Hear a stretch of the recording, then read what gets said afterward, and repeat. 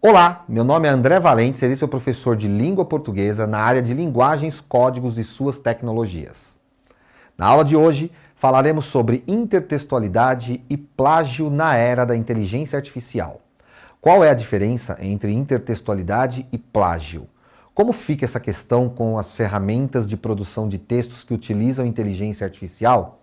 Essas e outras questões. Vamos lá? Com o advento da inteligência artificial, uma questão está posta. O que é plágio? O que é intertextualidade? Essa preocupação está permeando muito as mentes das pessoas que estão pensando sobre isso.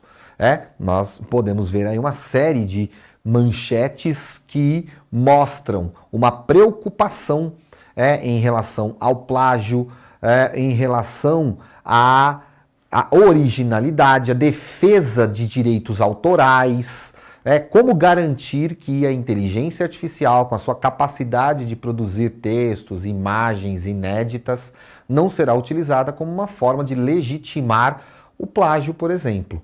Então essa preocupação ela está colocada na nossa sociedade e é sobre isso que a gente vai falar hoje. Olhando para essa imagem, o que nós podemos dizer? Aqui é um caso de intertextualidade ou de plágio? E por quê? Então o que nós temos aqui é um recorte ali da pintura do teto da Capela Sistina, a criação de Adão, lá do século XVI, por Michelangelo, uma obra clássica já da história da arte mundial, uma imagem bastante conhecida, bastante reproduzida, com muitas releituras, e do lado nós temos uma dessas releituras, que mostra ali Deus criando Adão, mas criando Adão em um computador, ou seja, criando um Adão ali por meio de programas de criação, de edição, etc. Tá? Então, é a obra de Leonardo Ribeiro Leite. E neste caso, nós podemos falar em quê? Em intertextualidade. E por quê? Porque não há aqui uma intenção exposta de usar a imagem conhecida da obra de Michelangelo para criar algo e dizer que foi inédito, ou seja, não há uma tentativa de apropriação por parte do autor daquilo que foi feito por outra pessoa sem o devido crédito. Fica nítido aqui que ele está fazendo apenas uma releitura, uma reflexão sobre a ideia de criação no mundo da tecnologia. Mas para a gente pensar sobre isso, a gente precisa pensar o que é intertextualidade. Então vamos lá. A palavra vem de intertexto. Inter é a relação entre duas coisas. E nesse caso, dois textos. Então intertextualidade é a relação e a influência de um texto em outro. Como nós podemos ver aqui, a obra literária de Isaac Asimov, Robôs, Eu, Robô, deu origem ao filme Eu, Robô. Nós sabemos que quando um livro é adaptado para ser transformado em um filme, é necessário que haja algumas modificações. Nem todas as narrativas são passadas para o filme. Por quê? Porque como o livro ele concentra imagens em palavras, ele concentra uma grande quantidade de informações e que nem sempre haverá tempo, recurso, disponibilidade para se colocar em um filme. Então é claro que todo filme que é baseado em uma obra literária, em uma letra de música, em uma pintura, enfim, todo filme que é elaborado a partir de uma outra obra vai passar por adaptações. E ao passar por adaptações, nós já podemos dizer que se constitui num outro texto, numa outra história, numa outra narrativa. Sendo possível aí nós falarmos em intertextualidade sempre que houver, sempre que a referência não for negada em nome de uma falsa originalidade. Então, ao falarmos de intertextualidade, estamos falando de referências, estamos falando de citações. É uma prática que é reconhecida, legitimada, legalizada e valorizada. São então adaptações literárias para o cinema, são referências explícitas, como é o caso, por exemplo, do robô criado pela Honda chamado Asimo, que faz uma referência ao autor do livro Eu, Robô, o Isaac Asimov.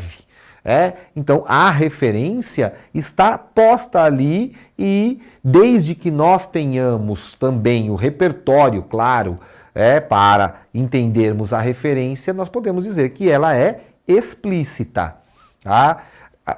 Essa questão da referência explícita e implícita, ela depende muito do nosso repertório.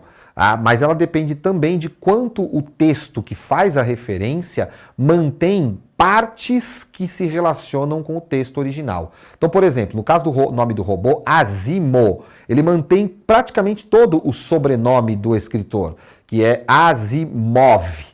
Então, tira só esse finalzinho, fica Asimo, mantendo uma forte ligação com o nome do escritor que escreveu o livro sobre Eu, Robô. Então há uma forte referência aí que é bastante explícita. Claro que quem não conhece Isaac Asimov não vai entender por que o nome do robô é Asimo, mas aí é uma questão de referência. Bom, uma outra forma de intertextualidade é a chamada inspiração. A inspiração ocorre quando, a partir de ideias ou de sentimentos que uma determinada obra me inspira, eu crio algo novo. Ou seja, eu não faço referências explícitas à obra original, mas eu incorporo na minha obra elementos que possam remeter às ideias, aos sentimentos que aquela obra original me causou.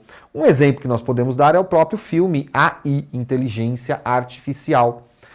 Quando nós assistimos ao filme, nós vamos percebendo ali que o filme faz uma clara referência à história de Pinóquio, o menino boneco de madeira que passa a sonhar em ser um menino de verdade. E no caso do filme, o menino que era um robô, ele passa a desejar ser um menino de verdade. Então nós temos ali uma referência a Pinóquio, mesmo que as histórias estejam em tempos diferentes, falem de coisas diferentes, com uma outra estrutura. Então nós podemos dizer que o filme A Inteligência Artificial foi inspirado na obra do Pinóquio. A obra inspirada faz referências inspiradoras, mas apresenta uma obra nova, uma criação de uma mente inspirada. O outro tipo de intertextualidade que nós podemos encontrar é a releitura. Como diz o nome, uma releitura é quando nós pegamos uma obra, desenvolvemos a partir de uma nova interpretação, sem, no entanto, nos desviarmos do contexto original. Então, numa releitura, a relação entre as obras acaba sendo explícita, porque é possível enxergar partes da obra que deu origem na obra nova. No entanto, é feito um rearranjo, uma nova organização para criar um novo discurso sobre aquele mesmo assunto. Aí nós temos um exemplo de uma inteligência artificial que criou o rosto de uma mulher de uma obra conhecida na história das artes. Ele pega a pintura e recria na forma de uma imagem tridimensional, em tom realista, o rosto daquela moça que estava na pintura. Então nós podemos dizer que aqui houve uma releitura por meio de uma nova tecnologia que é a inteligência artificial. Então, ao falarmos de inteligência artificial, inevitavelmente estamos falando de intertextualidade, porque inevitavelmente estamos falando de um mecanismo que busca informações que já existem, que constituem outros textos, outros discursos, outras narrativas, para criar algo novo. Só aí nós já temos a ideia de intertextualidade. Porque a inteligência artificial faz isso, é a geração de texto baseada em uma aprendizagem de máquina. A máquina aprende com as informações que já existem para criar algo novo. E aí, uma das questões que se coloca, por exemplo, no mundo acadêmico hoje, no mundo intelectual e até mesmo no campo do direito, é justamente essa. A de que, como a inteligência artificial busca informações em um banco de dados de informações que já existem, o risco de isso ser tomado como plágio.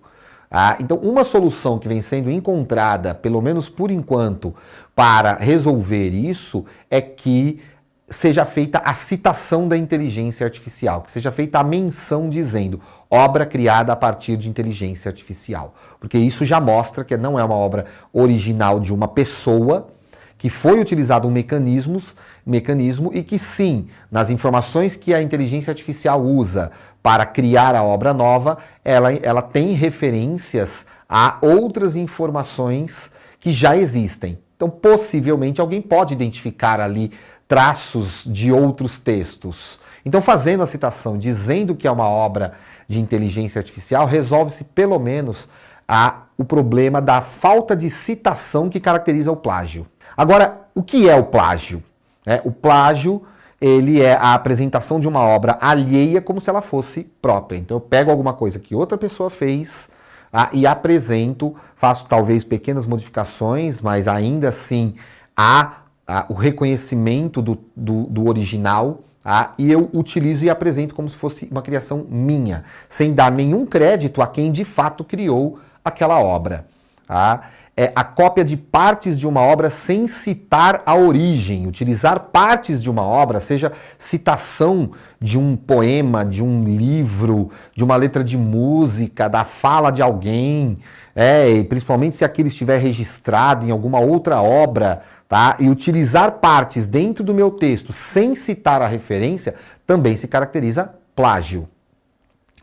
É apresentar uma obra sem autorização prévia. Então, pegar a obra de alguém e apresentar sem autorização prévia, obtendo uma vantagem para mim com a apresentação dessa obra. O plágio ele tem consequências éticas e legais. O plágio ele está incluso como crime a partir da Lei de Direitos Autorais no Brasil.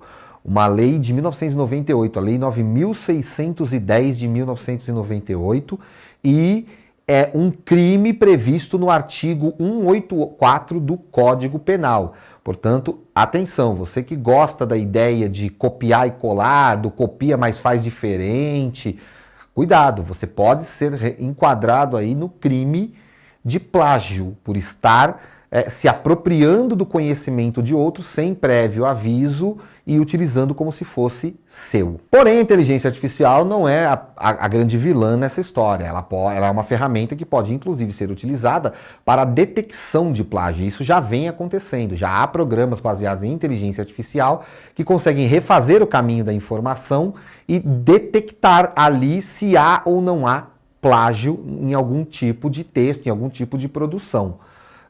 E por isso que há preocupações no campo da ética em relação ao uso de informações.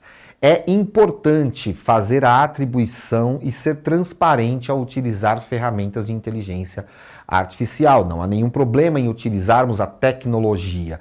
O que é preciso é que haja transparência, é que haja a atribuição do crédito a quem merece, é que haja a clareza de que as informações que estão sendo utilizadas ali foram produzidas com determinadas tecnologias. E assim, chegamos ao final dessa nossa videoaula. Eu espero que você tenha aproveitado bastante. Acesse os links da plataforma para você ter mais informações sobre o assunto e vamos a uma reflexão sobre este conteúdo. A originalidade de um autor depende menos do seu estilo do que da sua maneira de pensar. Anton Chekhov. Bons estudos e até a próxima aula.